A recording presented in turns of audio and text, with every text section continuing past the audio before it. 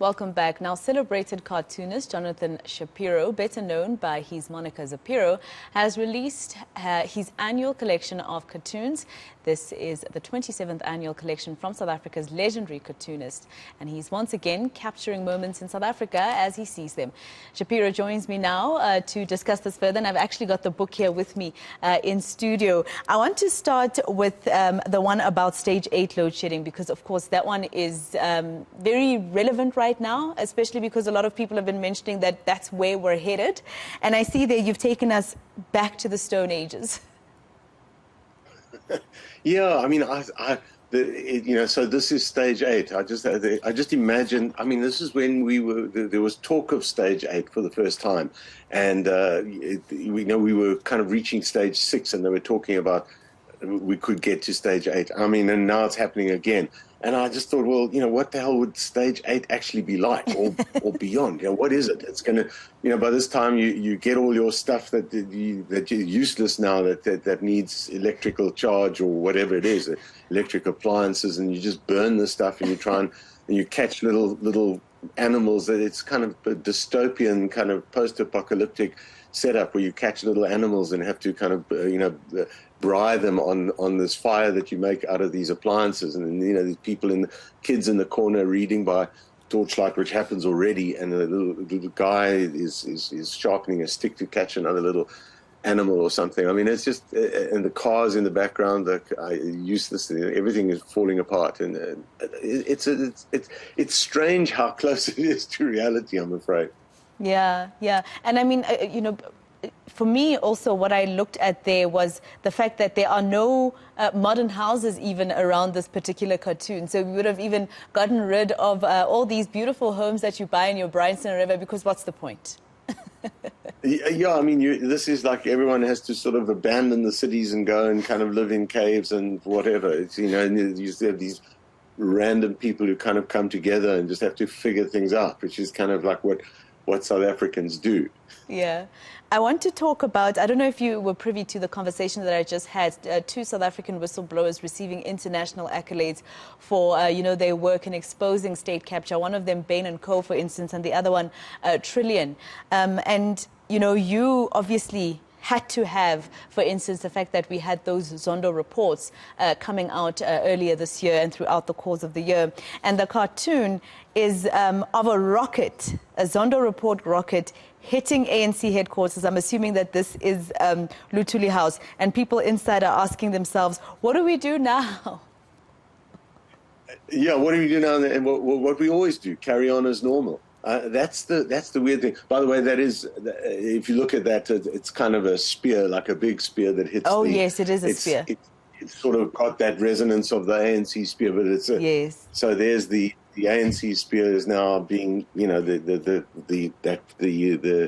wheel that represents the union movements and all of that stuff is being, it's like become a target for this thing. But as the building crumbles and everything crumbles, it's this bizarre thing that what, in a sense, that what makes this cartoon not just that the Zondo Report had this unbelievable impact, and that it's so damaging to the ANC and the ANC government, but the other bit is the more jarring bit. What do we do now? Well, we always do, carry on as normal. That's the part that is so shocking, because that's how they are.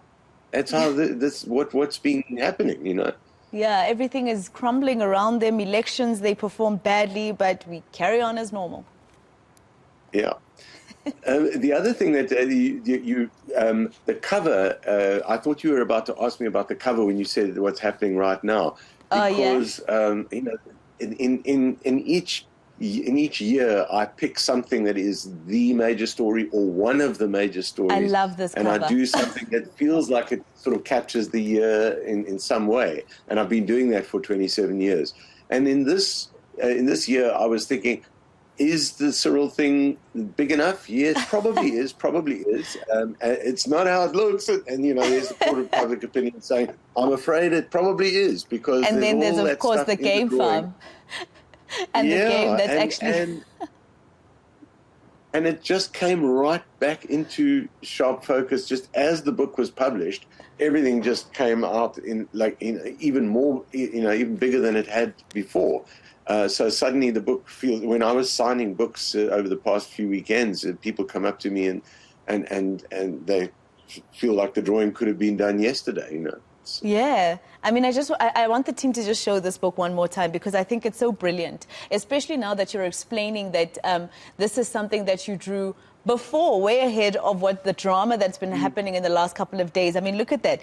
That is, the game basically with the horns going into the president's bum, basically. And of course, we remember the cash that was under a couch, apparently, with the police hat over that cash. And of course, the court of public opinion and the president saying it's not what it looks like. I think it's a brilliant cover, Shapiro. And I just wanted the viewers just to see it one more time because it also even has, I assume those two people under the couch are the robbers who were then allegedly also just basically kidnapped and questioned about the money. Exactly, and there is a cartoon in the book that this comes from. I mean, the cartoon I did at the time, where I actually said, he says in the cartoon, it's not how it looks, and then from the court of public opinion, you get this thing. You mean the forex, illicitly like stashed in the couch, the tax, all those questions, the people held and maybe tortured, whatever it was. And it explains all this stuff because that was coming out for the first time. By now, I mean, you were looking at it and you were seeing all of those things that we are so familiar with. Yeah. Let's talk about the other state capture one. I want to know what you thought, what your thoughts were, because the RET forces and the EFF are in the bus. Sisulu obviously is there, DD Mabuza, the deputy president, etc. And then Ace Magashule with Julius there, and they are celebrating. But the president and the chief justice are with large amounts of paper that seemingly is the state capture report. What were your thoughts around this? State capture 2 coming soon. When I do a cartoon like this, I call it taking the eye for a walk. So when you look at it for the first time, as you looked at it, your eye races from left to right over the state capture report. And I always do this thing of a little bit of theater, so Cyril is having this delivered to him by Justice Zondo, and it's this funny little vehicle, one of these forklifts, but it's a massive amount of stuff that's on that thing. But then they suddenly turn around and the state capture report, they see what's coming, surprisingly, is state capture 2. And that's the kind of contrast that as the state capture report was being delivered, you're basically seeing all of those forces that you've mentioned. They're all kind of aligned together, of course, being driven by none other than JZ with his son, who has pretensions towards being president, which is hilarious. But it was funny and not funny. But you've got all of that stuff in the background. These people who are, some of whom are right at the heart of the ANC, but of course they're from other factions, and they are trying to stick the knife into Cyril Ramaphosa. And of course, there's one other thing that happens in that cartoon, and that is that Parliament happens to just be on fire as this is all happening. You're taking us back to, this book basically shows us what we've been through as a country this entire year, but also it has some international parts as well. We all know with the war between Russia and Ukraine and how South Africa has always abstained in UN meetings and to vote on whether or not Russia should be sanctioned. South Africa has always abstained. I think it's the third time that we're abstaining now on voting for that. And in this cartoon, you have our president calling the president of Ukraine, Zelensky, and he says, finally, the president of South Africa is calling me, but it looks like a giant. He is in Putins pocket. Yeah, President Ramaphosa at last. Tell me this isn't the pocket call. And it's a pocket call of another kind, of course. And the thing is that, President Ramaphosa immediately called Vladimir Putin. When Russia invaded Ukraine, I mean, and has committed the most terrible atrocities. Really, really, I mean, called out by large parts of the world and at the United Nations. Of course, there are people whose political careers and whose factions in various parties in various countries are kind of dependent on Russia, in the way that there's always been, the various powers have always had sway over South Africa, over other parts of the developing world, it's always been North versus South, there's West versus East, etc., etc.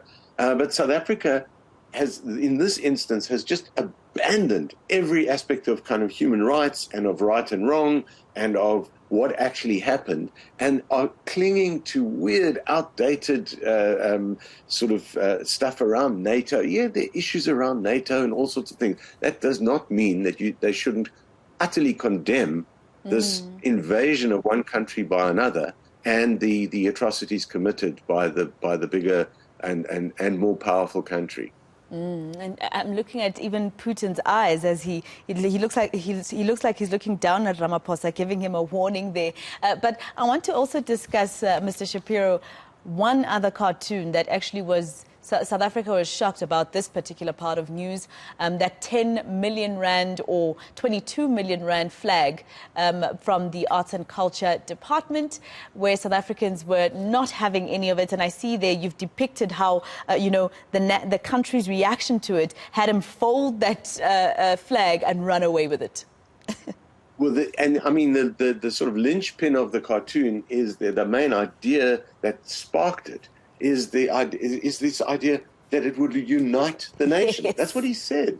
My 22 million rand monumental flag will unite the nation. And it did. And of course, as a cartoonist, I immediately thought of this. And I was busy doing it by the time people were acting out exactly what I was expecting them to, which is, believe I'm not going to swear as badly as I would normally on air, but monumental idiot. And that's exactly how it united the nation, but exactly the way that he didn't think of or didn't expect, because of how out of touch he is, and how out of touch almost all of the government ministers are, and the whole of the ANC, I'm afraid, is and I was once a dyed-in-the-wool ANC supporter and a card-carrying member many years ago. I'm really disgusted with where this entire party has gone, and how it's across the board. People are even from within the ANC. Just people are really angry with how little has been delivered, how much corruption there is, how little there is that's happened to kind of curb all the corruption since the Zuma era, in the so-called New Dawn. So this minister is totally out of touch. You are basically just taking us through what we've been through throughout the course of this year in this book. And thank you so much for speaking to us once more. I'm looking forward to the book that I'll be speaking to you about next year. And I'm hoping next year you'll have a song that you and I can sing to on air like we did last year and like you did in all your other books. That was Jonathon Shapiro, one of my favorite cartoonists, with his book, It's Not How It Looks. Thank you very much for your time.